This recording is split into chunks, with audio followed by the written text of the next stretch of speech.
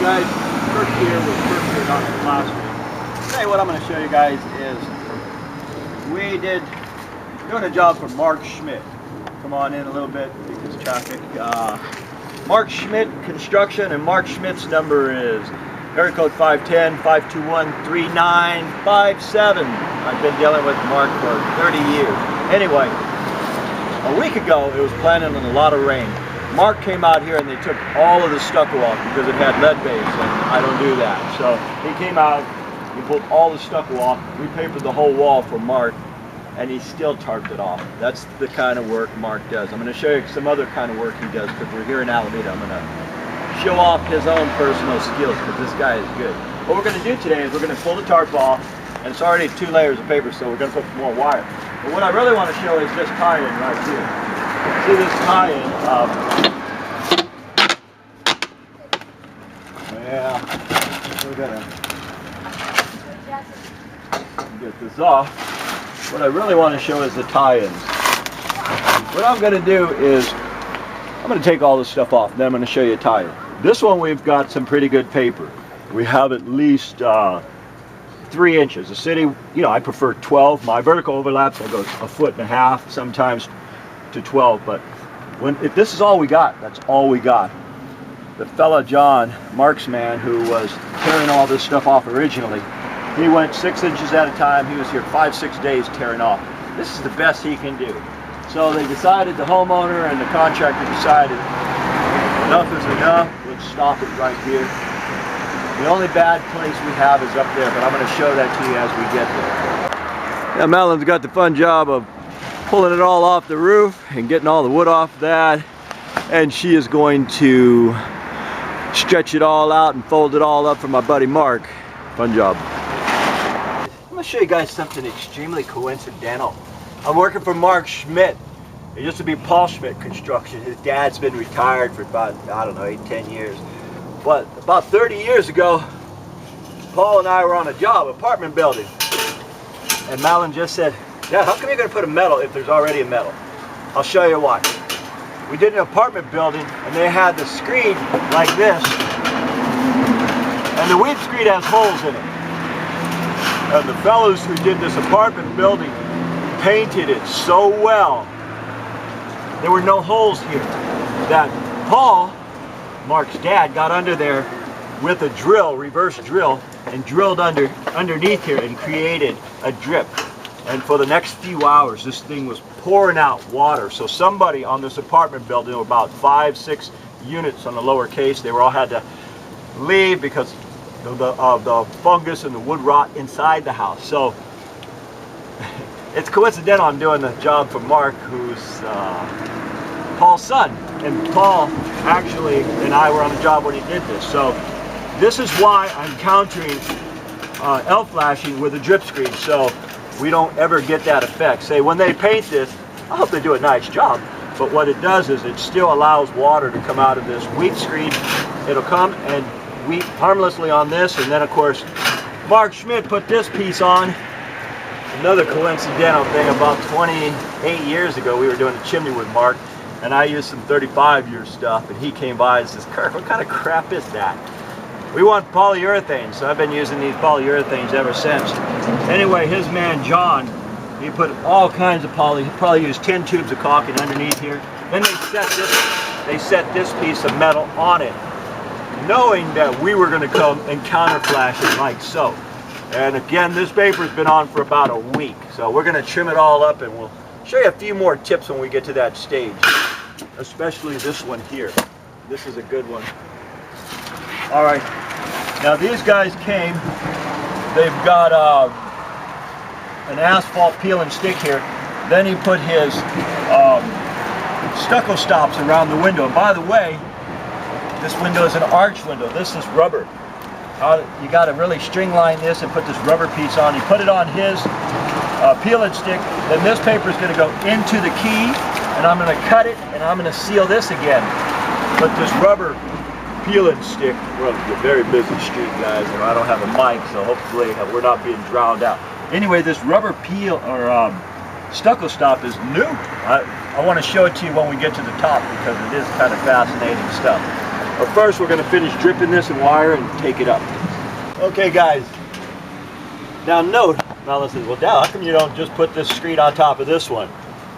Because there might be some young, ambitious, really competent painter come along and he'll caulk this bottom. That way it'll be in that same position that I was explaining earlier. I've got a 1/2 inch on here. Then what I do is I put a staple on it. Then we pull this down and we cut it out. And one of the things we want to point out is, just for the sake of this video, is these weep screed or drip holes should not be covered. Hopefully when the painter comes here, he'll use a good quality paint like the elastomerics, which are kind of waterproof. But we want to seal the exterior, but we don't want to seal underneath it. We want the water to go through there. We had that learning experience, so that's why I'm bringing it up. Anyhow, we're going to continue. Beautiful. All right, guys. Now, because we papered first, John came in and he put his trim on it. And since this is where I could reach, I'll show you how it's supposed to be done.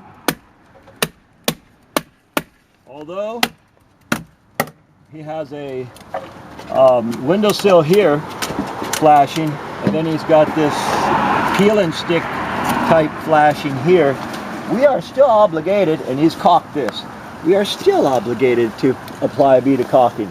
Now I'll just usually go like so. Put a little bit of polyurethane caulking, because what we want to do is we want to fuse this paper to the wood jam, or in this case this plastic jam. And when I put my wire over here, I can do it before or after the caulking. It doesn't matter as long as I have some caulking. And then right now I can use my finger to squeeze it in there and fuse it all together. But if I had the wire here, I've tried to use my finger, I've poked my finger, and I've done it many times. I poked it so bad sometimes it went to the bone, that piece of wire. So we're going to go up top now and show you some more things. Okay guys, we're at a stage now. Again, this is how Mark Schmidt does things. Mark Schmidt does not mess around. Everything is code or above. He's got his Vicor here. He's got his window stop on here. And again, this radius window stop is new. It's rubber. It just flexes. It never rots. Then he had a custom made flashing cap for this. This is custom made and perfect art. This goes over here. And incidentally, when we cover this here, we put our paper underneath his flashing. And then we're going to put this one back. And every time we have a joint here, we put new paper, and any holes we use caulking. And by the way, last week when Mal and I came in here, we marked all our studs so I wouldn't have to be looking for them right now. So we're almost done. We're going to wire this up, get our papers in between here, then caulk these, and we'll show you the final completion.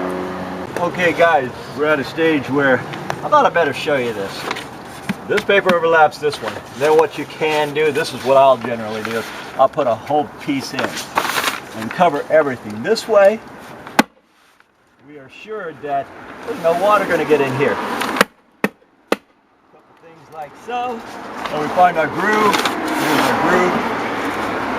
Cut it down. We'll cut out the top bit. And there we have it. And these two layers go over this two layers, and I'll put a bead of caulking here. And because we're pretty thorough, see this is compromised right here where you had to lift up. I put two more layers under this. I want to cross this cut right here by at least a foot. So I want to go a foot in this direction, a foot in this direction. So I'm going to lift these two pieces up and slide my two layers over here, come down over here, and then cut it just like that. We're one step closer to being watertight. Okay guys, staple it off now. Every 6 inches guys, or stucco. Otherwise the inspectors start yelling at us. Anyhow, this is all stapled off over here. So what I generally do, pretty loud here. What I generally like to do is we got a flashing pan here. It's a heavy mill flashing. So I can use concrete nails, I can use roofing nails, I can use any nails I want, as long as I cover the heads with caulking. Also, this gap right here, there's a flashing that's going to go on top of this. This is why it failed in the first place. It's a parapet cap. Parapet caps usually last about 60 years. You take care of them, they last 300 years. That means getting up there every 7 years and painting them with some kind of a sealer. But we're going to go ahead and caulk this, and then the flashing is going to go down 4 inches on this side and 4 inches on the other side. That's the correct way to waterproof a parapet cap forever. Last thing I want to point out is, let's see, over here, guys, knowing that you would walk around me and get right here to this. I showed you earlier how to caulk this using the polyurethane caulking with your finger. Don't do your finger trick here, because what you'll do is you'll bleed like crazy, and you'll do that damn Kirk. He showed me to do something goofy, and now I'm bleeding. What I'll generally do is I'll get some paper that I'm going to throw away. Okay, I got this 12 layers here now. I'll take this paper and use my hand and go into the groove. Until you guys have had one of these things stick you and hit your bones, it hurts. Don't do that. Anyway, we're going to put some corners on here and we're going to get out of here. My name is Kirk. I am with Kirk Giordano Plastering. That is how you go ahead and watertight a building prior to many obstacles, like they didn't have windows and things in there. Anyhow, I thank you for watching, and as usual, guys, no traffic. Hey, we'll see you guys on the next one.